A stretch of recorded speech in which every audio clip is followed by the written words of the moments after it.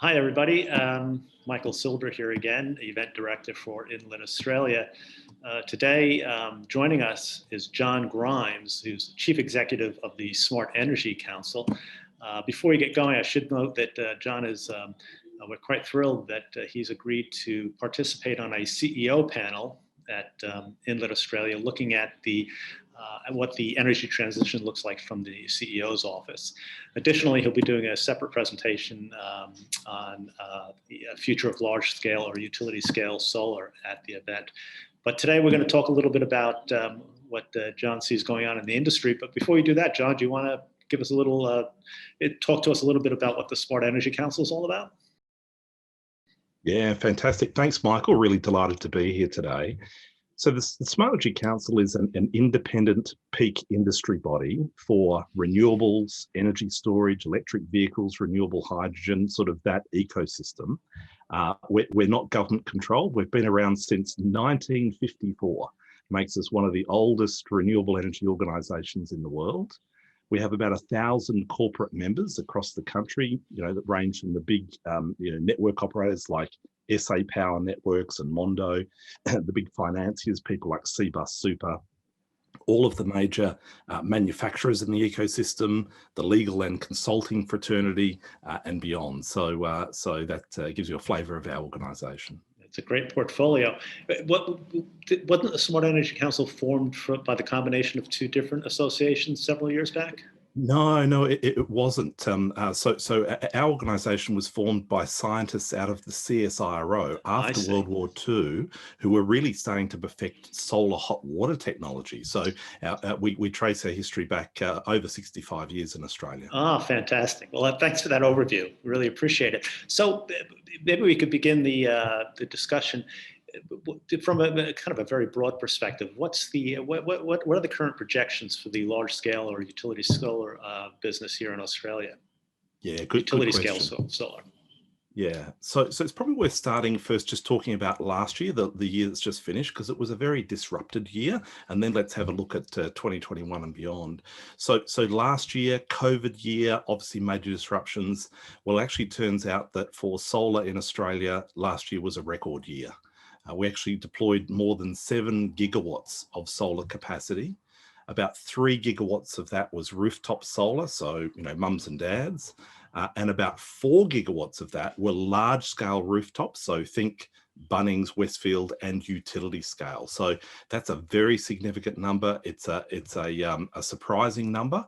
I think it actually surprised all of us on the upside. So the good news is that the market has boomed in 2020. And the thing that's really driving this, and will continue to drive the growth of solar over the next decade, is economics. So solar up until 2020 was coming in at sub $50 a megawatt hour. Project developers in Australia are now talking about around $30 per megawatt hour. Globally, we're seeing lots of projects come in under $20 per megawatt hour. Because as we produce more solar, the price of solar continues to fall, and so it just outcompetes every other form of generation today. So if we look forward to 2021, let's first think about the good news. The good news is that there's a really strong pipeline of projects that are in the wings. We're also seeing the big corporates signing large PPAs. So we saw this particularly after the bushfires. A lot of the big companies, the top corporates in Australia, wanted to really demonstrate that they were making a significant investment to combat climate change.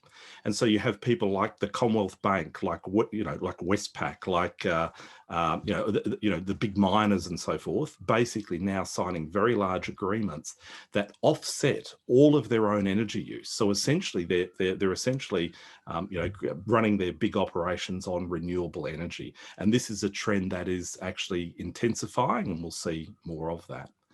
The other big purchases in the market are government and government-owned generators, and some big behind-the-meter operators like Sun Metals in Queensland make refined zinc based on a big solar farm based in northern Queensland. The other good news is that the large-scale certificate price for big projects remains high.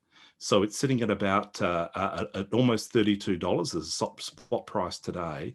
And many people thought that that price would fall much more dramatically. But I think all of us have underestimated the voluntary demand. So people like the territory of the ACT that have installed big solar, actually offset 100% of the territory's use with renewables, but they're destroying the certificates. They're not actually putting them onto the market. So that's actually helping to keep the spot price up. Now that will come down over time, but I think the voluntary demand is a good news story. Well, now to the downside. Sorry, go ahead. Well, I was going to say, why aren't they putting the certificates on the market? Well, because they actually wanted this to be additional to the national target. So they've actually made a conscious decision to do that. And increasingly, we are finding people that are doing that, saying, actually, we're going to fund this internally, we're going to fund it ourselves, and we're not going to, release those certificates to the market. So that it really is an additional amount on top of what the national government programs are doing. So you're going to talk about the downsides. Yeah, so to the downsides, look at, one of the big things, of course, is transmission congestion. Our transmission network, the high voltage lines, were not built for, distributed renewables. They didn't take that into account.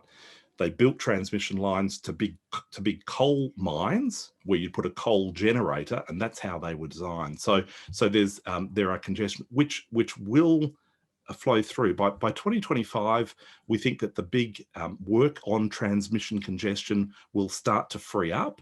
And so we see by 2025, the big growth really coming on very strongly. So to 2021 in particular, we're probably calling it at around 3 gigawatts for 2021, which is down on the 4 gigawatts for 2020.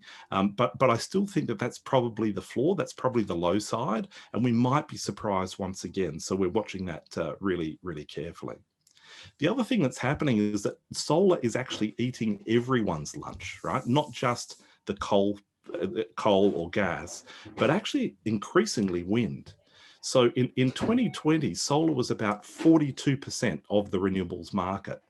By 2022, the federal government is forecasting that solar will be over 70% of the renewable energy market. So it is the age of big solar. It's the age of big solar globally. Economics are driving this, and that will really drive the market going forward. That's a staggering statistic, the 77%. So let me ask you something very specific about the closure of the Yallourn power station. In 2028, I think it's closing. What's your thought on that? Well, that big announcement yesterday, and look, my summary is that is inevitable. And again, it's about economics. So if the market spot price for wholesale energy, is around $35 per megawatt hour, then all of the coal-fired generators are looking at each other and saying, goodness, who's going to be the first to go? Like, it's just absolutely inevitable, because at that level, they lose money. Yeah. But at that level, even $35, I was just talking about some of the new projects, big solar projects coming on, will make money at that level, right? And so that actually is a structural thing that's just going to exacerbate going forward. Michael, people might be interested to know that the Institute for Energy Economics and Financial Analysis, so IEFA, put out a very detailed report on this issue just a couple of weeks ago. And what they found, these are the pointy heads that basically, track the energy economics in Australia and globally. And their predictions are that in Australia, 5 or 6 coal-fired power stations could close by 2030 through the actions of market economics alone. So really significant. And so they're not saying this is good or it's bad. They're just basically saying this is the economic reality of the economics of the competing generation sources. And that's because I touched on before, the more solar we produce and deploy, the cheaper solar becomes. And this is called the solar learning rate. And we've seen this phenomena and we've tracked it since the 1960s. And basically with a doubling of capacity, prices reduce by about 26%. And when I entered the solar market in 2008, to buy a watt of capacity of solar was $6.50 to buy a watt of capacity. I can now go and buy that same watt of capacity for less than 20 cents. right? That's 2008, $6.50 to 20 cents. But the thing is that as the price got below sort of a dollar a watt, people are like, well, it can't get much cheaper. But actually the price continues to fall. So really significant, hasn't changed since the 1970s, still is not changing. And that's why solar is really going to be the dominant generation force globally into the future. That's fascinating. So what are the opportunities for a large-scale solar beyond stationary electricity? Well, that's a really interesting question, and I think for large scale there are two markets. One is the stationary energy, so kind of the in the national market, which is a little bit of a quagmire, as I said, in terms of transmission issues and sorting out kind of these structural things, marginal loss factors, and so forth. And that's why we see a number of companies actually moving outside of that paradigm, and they're saying, okay, I can get a solar panel and I can put it in the Pilbara of Western Australia, and that solar panel will produce about 2.6 times more energy than if I was to put that solar panel in Germany, for example. And so that is a huge comparative advantage. Same outlay, same economic cost, probably much cheaper in terms of land, right? You just about give the land away in northern Western Australia. So what can we do with that energy? We can produce energy cheaper than almost anybody in the whole world. So what can we do with that energy? And so that's why we're seeing projects like the Asian Renewable Energy Hub. So this is a 22 gigawatt project. It starts construction in under 3 years' time. It will include 1,600 wind turbines and 73 square kilometres of solar panels. Massive project. Now, it already has Western Australian environmental and planning approval, and it's been listed as a project of national significance for the federal government. So this is really real. It's been in development for about 6 or 7 years. Very exciting, and that's not the only one. So we're seeing projects like Sun Cable in the Northern Territory, talking about taking that energy generated in the Northern Territory and putting it in high voltage undersea cables and putting it into the electricity grid of Indonesia and up into Singapore. And Singapore want to kind of reinvent their economy based on data centers, which are extremely power hungry. And for a country like Singapore that has no land and has no natural resources, having access to the cheapest electricity and the cleanest electricity is essential for their economic growth and success. So look, I think it's exciting. The other thing that these projects do, so let's talk about Asian Renewable Hub, is that they're going to produce renewable ammonia. They're going to take that really cheap Australian sunshine and wind, right, that energy. They're going to use it to electrolyze water and create, the products are oxygen and hydrogen. That hydrogen would be 100% renewable hydrogen because it's come from renewable sources. And so you can actually then take that and use it for a whole bunch of things. So you can use it directly, it's very energy rich, or you can process it further. You can introduce nitrogen from the air. About 80% of the air around you is made from nitrogen. You can take that, turn that hydrogen into ammonia. Now, ammonia, is the second largest traded chemical globally. And you can take that ammonia and at ambient pressure and ambient temperature, you can put it into a big tanker and you can send it to Germany and Japan and South Korea, and you can actually power their economies. You can use that in combustion engines, you can use it into power stations and use it for a whole range of things and actually power their economies with renewable energy generated in Australia. Yeah, I was going to ask you, you may have answered this, but are we certain all these opportunities are going to be driven by renewable energy? That's a great question, and a timely question too, Michael, because we saw last night the European Union passed a resolution to start to put in place carbon tariffs at the border. Now, what this means for Australia is that we are a really dirty producer because we use very dirty energy sources. So any of our products have very high embedded carbon in them. And what the Europeans are saying, to come into our market, we're going to assess the embedded carbon in your products, And if it's high, we're going to tax you relative to what our producers are producing for low carbon products. So they're actually going to make a carbon tariff, right? Now, it's not just the EU that are thinking about this. The United States has also, the Biden administration has indicated that this is something they'd like to do as well. So this is a global push on. Now, if we don't respond to that, then we're in strife. Now, how do you differentiate the products that are genuinely green, right? The ones from the Asian Renewable Hub, for example, and ones that are kind of coming from brown, coming from, methane gas, and are full of carbon, right? So how do you determine that lump of steel or that tanker of hydrogen or ammonia actually comes from that way? And actually, we're on the front foot with this. So we're actually developing a zero carbon certification scheme. And we're doing it in partnership with people like the German Energy Agency, DINA. And we'll be certifying our first project this month, where we'll actually go and do a complete audit of the inputs into the production of that hydrogen to say this is zero carbon hydrogen, actually staple certificates to it, so that the buyers know when they're buying that product, they're buying the real deal. It's not greenwashing. It hasn't been mixed in with low carbon. And that's going to be increasingly important for developers to actually trace the provenance of the products that they're producing.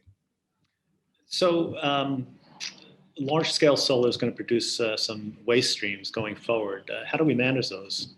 Yeah, it's a really good question. So on the upside, when you think about the life of a solar panel, right, it might last 25 years, and then you say, okay, well, look, it's cheaper for me to get a new solar panel because than to use this old one that might be still operating at 70% capacity, but has lost some of its zing. And so on the upside, there's a lot in solar panels that is valuable: aluminium, glass, a whole bunch of other waste stream products. On the downside, if you don't manage it properly, it actually creates a huge problem. Not only is a huge volume going into landfill, which isn't appropriate, but secondly, there is tin and lead inside those solar panels. And if you don't manage that properly and let it leach into the soil and to the groundwater, you can actually have a serious environmental issue.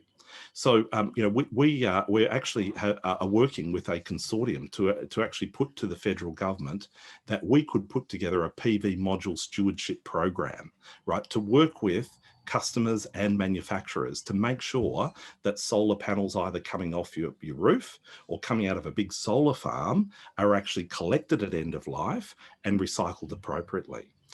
We're doing this in partnership with leading researchers, so people like the Institute of Sustainable Futures, UTS, Griffith University, University of South Australia, as well as people in the recycling space, so people like Active Group and E3 Solar 60. But importantly, Michael, we actually have another important partner, and that is PV Cycle. And PV Cycle actually runs national level recycling programs in 29 countries today. So in designing a scheme here, we get to be informed by the experience of what's happened in 29 other countries running these schemes. And so we put that to the federal government. No decision's been made yet, but I think this really is important that the solar industry closes the loop and actually takes control of the life cycle of the product and doesn't create a legacy for others to have to deal with in the future. You mentioned 29 other countries. So what are some of the big players, US, China? What are they doing in large scale solar?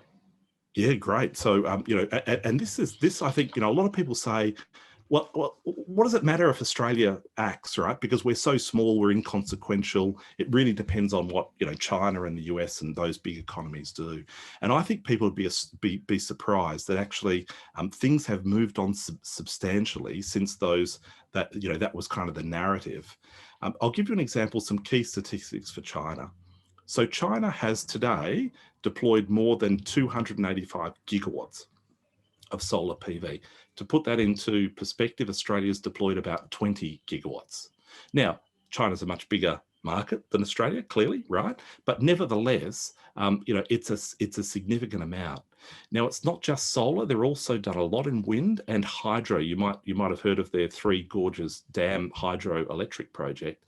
It means that today, of all the electricity generated in China, 26% comes from renewable energy. Now, in Australia, by contrast, about 21% of all of our electricity comes from renewable energy. So they're cleaning our clock, right? They're actually moving faster than we are on an economy-wide basis. And they're doing it because renewable energy is cheaper, right? Your whole economy gets an advantage if the input price, the electricity input price, which is an input into every business, right? Whether you're a cafe or whether you're a big miner, electricity costs are critical. If you can bring those costs down through renewables and be more competitive and strip out those carbon emissions, then you're really on a winning formula. And that's why China's moving. It's because they get a financial advantage in doing it. And Australia has not yet woken up, not only to the risks, but also to the opportunities of moving. Now let's talk about the US for a second. So the new Biden administration have a target, and you might recall that Biden, in his first couple of days, signed a whole swathe of executive orders specifically focused at energy and climate issues. And their target in the United States is 100% renewables by 2035. So to transform the entire energy network in the United States to be effectively 100% renewable, to strip out all carbon emissions from that segment by 2035. So a massive transition is underway in the United States. That's going to lead to massive innovation, to price reductions. It's actually going to, a bit like China's move to build lots of solar panels and wind turbines, actually drags the whole world along with it. And that's really exciting. So it's no longer a case of, yeah, well, we're not going to act until China and the US act. It should be a question of, golly, if we don't act, then actually we're in strife. And I think that's right. You know, speaking of Biden and his moves in terms of renewable energy, I think people are as an American, I'm happily surprised. But he's much further along than any other Democrat or any other American president has ever been, and it's a really happy surprise. I mean, and I think anybody who's focused on renewables and on clean energy would be really, really, really happy. It's not just rejoining the Paris Accords; it's he's very aggressively pursuing a clean energy program. So he's been well advised. You know, people like Bill McKibben and others that have actually spent, you know, the last 4 years working with him really closely, you know, educating him, providing the framework. And Michael, the imperative has changed. Like, if we don't act on climate, we're actually in serious trouble. So you know, it just gets more and more pressing over time. So, you know, my final question is a broad one. We've talked about U.S. and China. What does Australia? What's the most critical thing Australia has to do in this move for the energy transition to be successful? So I think the first thing is recognize that the transition is inevitable, and it's really in our interest to make this transition. So that's the threshold question, right?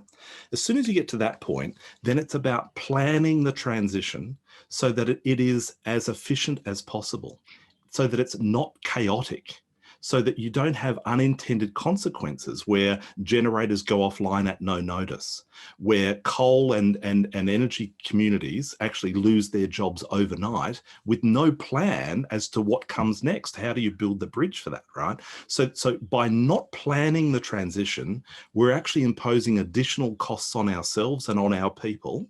And that's the critical thing that we need to do. We actually need to have a planned transition. Now, we all know that basically everybody gets this. The energy industry has understood this for years, right? You know, people like AEMO and others who are actually managing the transition.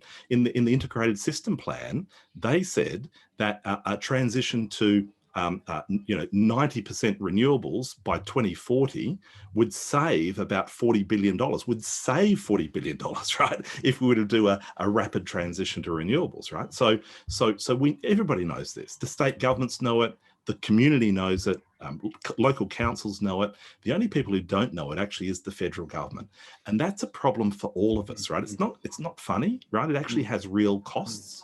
And so we need to demand better of our federal government. The fact that we haven't had an energy or climate policy for a decade is not acceptable.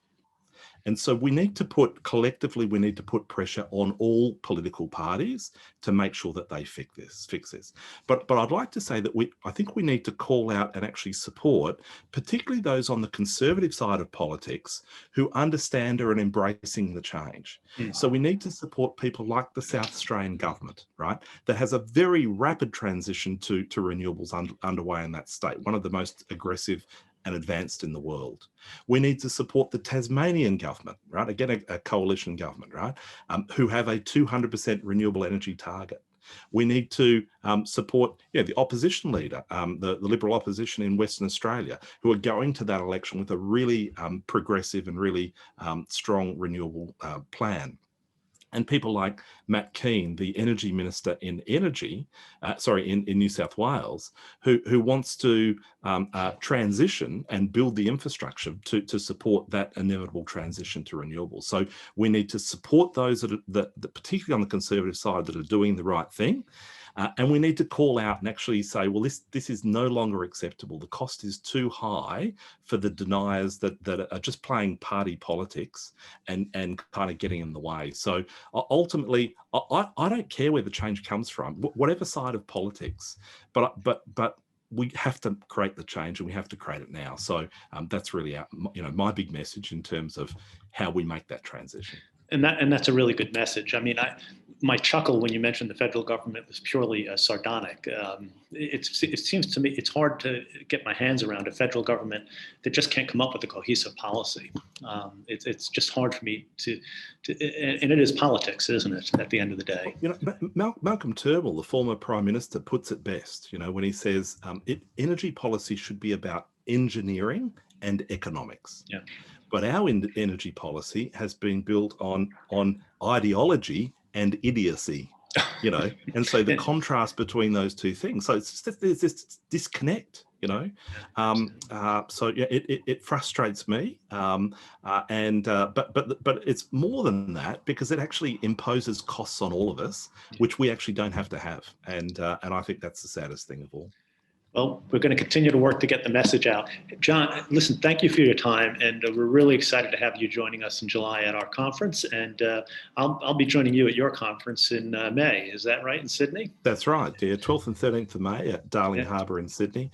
And, we're all very hopeful that the COVID situation remains strong, because I know that people in the industry are itching to get back together face to face. No question about it. We share that for sure.